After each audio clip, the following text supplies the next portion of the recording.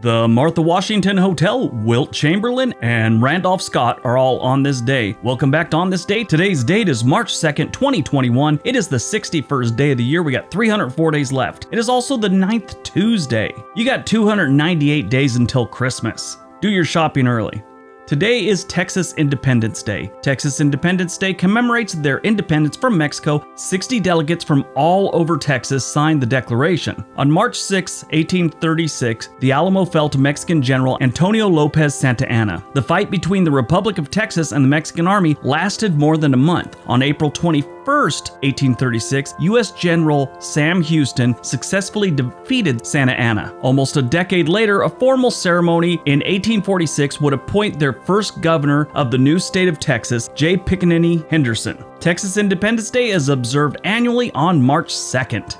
All right, let's see what else March 2nd has given us. 1901, the United States Steel Corporation was founded as a result of a merger between Carnegie Steel Company and Federal Steel Company, which became the first corporation in the world with a market capital of over $1 billion. Yeah, 1901, over $1 billion.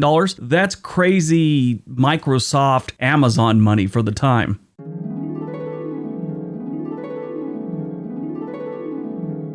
1903, in New York City, the Martha Washington Hotel opens, becoming the first hotel exclusively for women. All the employees were women, with the hostesses and chaperones in attendance at all times. So if you had a man there and he was downstairs talking to you, you kind of had to have a chaperone. There were 450 rooms and suites. It was $1.50 a day and up. They had numerous baths on each floor, free to the guests. So back in the day, not every room had a shower or bath or whatever. You had to go down the end of the hallway. It says the cuisine was exceptional and the whole hotel was absolutely fireproof. At the time, this was a big thing. Hotels were burning down all the time. Tons of people were dying. Only men were allowed on the first floor restaurant. That's it. And you could meet in the lobby and talk and stuff like that. But the rest of the building was off limits to men, including priests and doctors. This was considered the only place to stay in New York City for a long time for respectable ladies. That's what they said, respectable ladies. I guess if you stayed someplace like a Hilton or something back in the day, you were considered a little trashy or something. That's just incredible. It is really weird when you learn strange little historical things like that, how we acted and how we treated each other. It is just bizarre to me that, you weren't a respectable lady if you stayed at someplace else. That's incredible. 1917, the enactment of the Jones Act grants Puerto Ricans United States citizenship.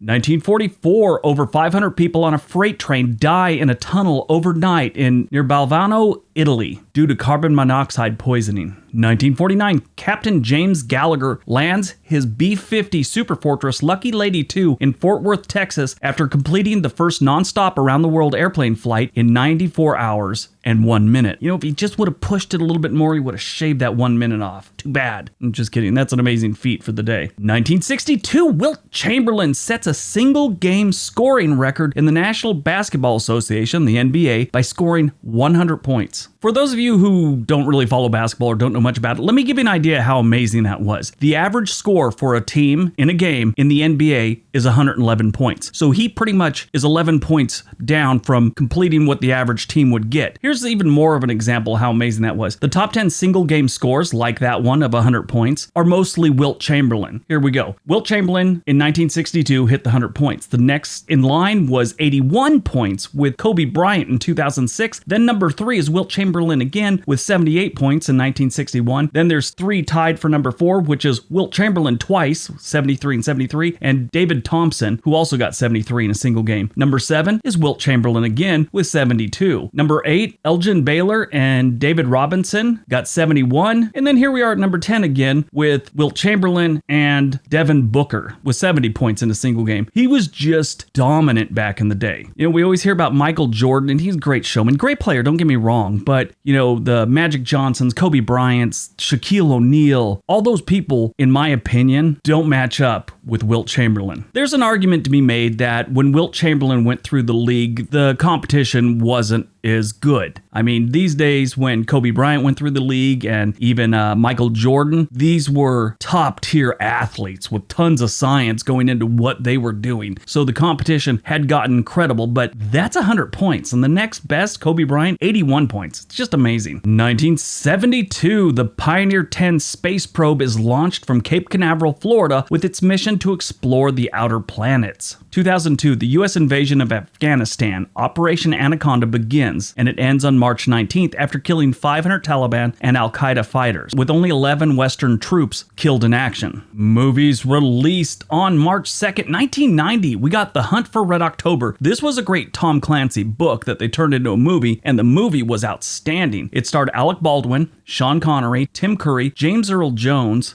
Sam Neill, Scott Glenn, Jeffrey Jones, Fred Thompson, and a very famous Swedish, Norwegian, Scandinavian actor that I can't pronounce his name, Stellan Skarsgård or whatever. Yeah, he was in it too. But this was a great movie. If you ever get a chance, if you've never seen it, definitely see it. It's basically a story about a Russian submarine captain. Against orders, the submarine captain heads to the eastern United States with basically a stealth submarine. It was this new technology that it could go undetected. And the problem was he was trying to defect with his people. Americans didn't know this, and the Soviets kind of figured it out when it went missing. So he's trying to contact the Americans to basically surrender this submarine that had one design, and that was to start a war. So it's a really, really interesting movie and book. It won a couple Academy Awards, Best Sound Editing and Best Sound Mixing. I guess there's a difference there, and Best Film Editing. I thought it should have got cinematography because there was a lot of really good shots in that movie. Born on March 2nd. My little brother. Yeah, it's his birthday today. But 1985, Reggie Bush, American football player. He was drafted by the New Orleans Saints, second overall in the 2006 draft. He played for the Buffalo Bills, Miami Dolphins, Detroit Lions, and eventually the San Francisco 49ers. That man, he came out of USC, Southern California. He was quite the athlete. He always produced whatever team he went to. I don't know why he bounced around all those teams over the years, but he was a quality running back. Died on March 2nd, 1987. Randolph Scott, American actor and director. He was really big in the 1930s and 40s and westerns and stuff like that. He was one of Hollywood's main men for a lot of years.